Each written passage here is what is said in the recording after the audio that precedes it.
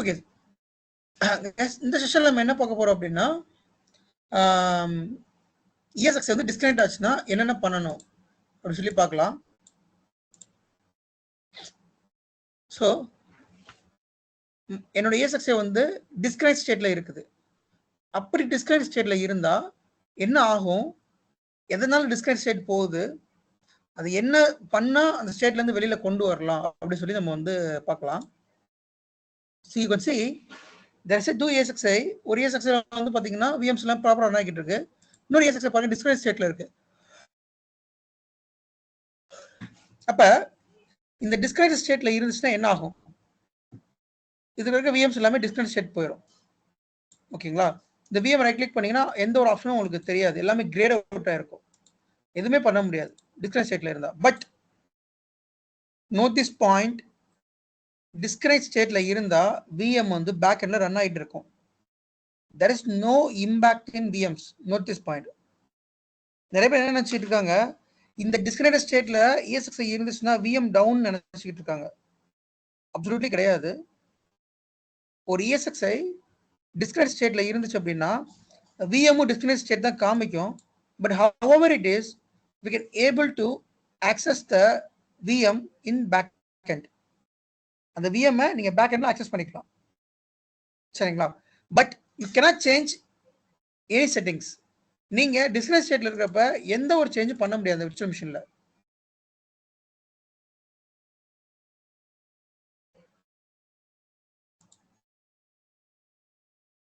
Disconnect ஸ்டேட்ல இருக்குது, இது ரைட் கிளிக் பண்ணி பவர் போறேன், எந்த ஆப்ஷனும் இல்லை, ஸ்னாப்ஷாட் போற எதுவுமே இல்லை, எல்லா ஆப்ஷனும் கிரேட் அவுட் ஆயிரும்.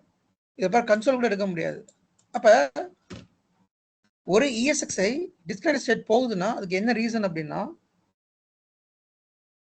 ஃபர்ஸ்ட் அந்த மேனேஜ்மெண்ட் ஏஜென்ட் இருக்கு இல்லையா, அந்த மேனேஜ்மெண்ட் ஏஜென்ட் ப்ராப்பரா இருக்கணும். நான் இப்போ இதுக்கு முன்னாடி செஷன்ல சொன்னேன். ஸோ 2 ஏஜென்ட் இருக்குது, host D agent and VPXi agent. So VPXi agent is used to communicate between vCenter and ESXi. The host D agent is used to communicate between the host and VM. சரியா? இந்த ரெண்டு சர்வீஸும் ப்ராப்பரா run ஆகுதான்னு check பண்ணுங்க. Even நீங்க இந்த ரெண்டு சர்வீஸும் வந்து டைரக்டா ரீஸ்டார்ட் பண்ணிக்கலாம். ஸோ நான் சொல்லியிருக்கேன். ஸோ partition போயிட்டு go to partition, there's a command, இந்த கமாண்ட் அடிங்க, EDC IND host D restart. அது கம்ப்ளீட் ஆனதுக்கு அப்புறம் EDC IND VPXi restart. இந்த ரெண்டு கமாண்டும் நீங்க தனித்தனியாக எக்ஸிக்யூட் பண்ணீங்க அப்படின்னா இந்த ரெண்டு ஏஜென்ட்டும் தனித்தனியாக ரீஸ்டார்ட் ஆகும், சரிங்களா? ஸோ அப்படி ரீஸ்டார்ட் ஆகினதுக்கு அப்புறமா நமக்கு எல்லா இஷ்யூஸ் சால்வ் ஆகுதுக்கான வாய்ப்பு இருக்கு. we can able to add the host. நம்ம எப்படி திருப்பி அந்த ஹோஸ்ட்டை வந்து உள்ள கொண்டு வரணும் அப்படின்னா, ரைட் கிளிக் பண்ணுங்க, அந்த ஹோஸ்ட்டை ரைட் கிளிக் பண்ணிட்டு there is option called connect. So connect அப்படி கொடுத்தீங்கன்னா கனெக்ட் பண்ணவா கேட்கும். ஸோ இதை ஓகே கொடுத்தீங்கன்னா மறுபடியும் ஹோஸ்ட் வந்து கனெக்ட் ஆயிடும். ஸோ நீங்கள் ட்ரபிள் ஷூட்டிங் ஸ்டெப்ஸ் அப்ளை பண்ணிட்டு ரைட் கிளிக் பண்ணி கனெக்ட் அப்படின்னு கொடுத்துருங்க. then the host will be connected to the vCenter. okay, then next, due to license expire ஆச்சு அப்படின்னா உங்களோட ESX host வந்து டிஸ்கனெக்ட் ஸ்டேட் போயிடும், விர்ச்சுவல் மிஷின் டிஸ்கனெக்ட் ஸ்டேட் போயிடும். பட் பேக்எண்ட்ல எல்லாமே ரன் ஆகிட்டு தான் இருக்கும். You cannot change anything in the ESXi level, and even though ESXi level நீங்க எந்த சேஞ்சஸ் பண்ண முடியாதுங்க. பவர் ஆப்ஷன் பாருங்க, எல்லாமே கிரேட் அவுட்டா இருக்கும், எந்த சேஞ்சும் பண்ண முடியாது, மெனஸ் மோடு போட முடியாது, எதுவுமே பண்ண முடியாது. ஸோ நான் சொல்லியிருக்கேன், ஒரு ESXi வந்து நீங்க புதுசாக இன்ஸ்டால் பண்றீங்கன்னா the evaluation period is 60 days. after 60 days ஆட்டோமேட்டிக்காக அது வந்து லைசன்ஸ் எக்ஸ்பயர் ஆயிரும். தென் அந்த ESXi வந்து அந்த ஹோஸ்ட் வந்து பார்த்தீங்கன்னா டிஸ்கனெக்ட் ஸ்டேட் போயிடும். ஸோ கண்டிப்பா நீங்க ஒரு ESXi வந்து கான்ஃபிகர் பண்ணி உள்ள கொண்டு வரீங்க, கமிஷனிங் ப்ராசஸ் மூலம் உள்ள கொண்டு வரீங்கன்னா டெஃபினட்டா அதுல லைசன்ஸ் ஆக்டிவேட் பண்ணிருங்க. நீங்க லைசன்ஸ் ஆக்டிவேட் பண்ணலாட்டி இந்த மாதிரி இஷ்யூ வரதுக்கான வாய்ப்புகள் இருக்குது, அது செக் பண்ணிக்கோங்க. அதுக்கப்புறம் பாத்தீங்கன்னா சம்டைம்ஸ் இந்த ESXi வந்து பாத்தீங்கன்னா ரொம்ப அதிகமா CPU மெமரி கன்சியூம் பண்ணிடும், 100% CPU மெமரி கன்சியூம் பண்ணிடும். ஸோ 100% CPU மெமரி கன்சியூம் பண்ணுது அப்படின்னா அந்த டைம்ல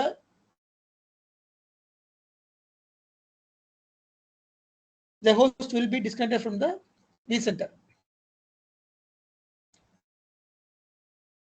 100% CPU and 100% மெமரி யூட்டிலைசேஷன். இதில் ஏதோ ஒன்று 100% ஆனாலும் கண்டிப்பாக அது வந்து டிஸ்கனெக்ட் ஸ்டேட் போவதற்கான வாய்ப்புகள் இருக்குது.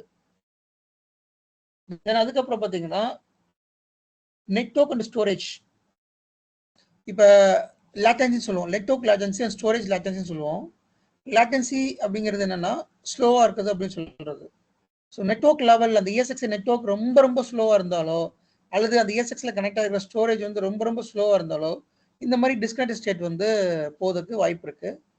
ஸோ நீங்கள் இப்போ எப்படி கனெக்ட் பண்ணலாம்? ரைட் கிளிக் பண்ணுங்க, then go to connect. there's option called connect. Connect கொடுத்தீங்க, கனெக்ட் பண்ணவான்னு கேட்கும். ஓகே கொடுத்தீங்கன்னா the host will be connected to the vCenter. So reconnect ஆகுது பாருங்க. ஒன்ஸ் இது கனெக்ட் ஆயிடுச்சு அப்படின்னா இந்த விஎம் எல்லாமே நார்மல் மோடுக்கு வந்துடும். இப்போ டிஸ்கனெக்ட் இருக்கா, அந்த விஎம் டிஸ்கனெக்ட் ஸ்டேட்ல இருக்கா, இப்போ கனெக்டட் ஆச்சு அப்படின்னா அந்த விஎம்மும் நார்மல் மோடுக்கு வந்துடும்.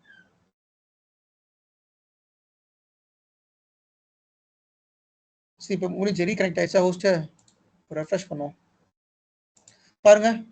அந்த இஎஸ்எஸ் டிஸ்கனெக்ட் அப்படிங்கிற ஆப்ஷன் வந்து போயிடுச்சா, தென் அந்த விஎம்ஸ் வந்து ஆக்சசபிள் ஆயிடுச்சா. இப்போ இந்த விஎம்ஸ் ரைட் கிளிக் பண்ணுங்க, we can able to access all the options. எல்லா ஆப்ஷனையும் நம்மளால ஆக்சஸ் பண்ண முடியும். ஸோ இது வந்து முக்கியமான ஒரு இஷ்யூ. இது இஷ்யூ என்ன அப்படின்னா ESXi disconnected from vCenter. The host ESXi host disconnected from vCenter. அதுக்கான ட்ரபிள் ஷூட்டிங் தான் இப்போ நம்ம வந்து பார்த்தது. ஓகேங்களா?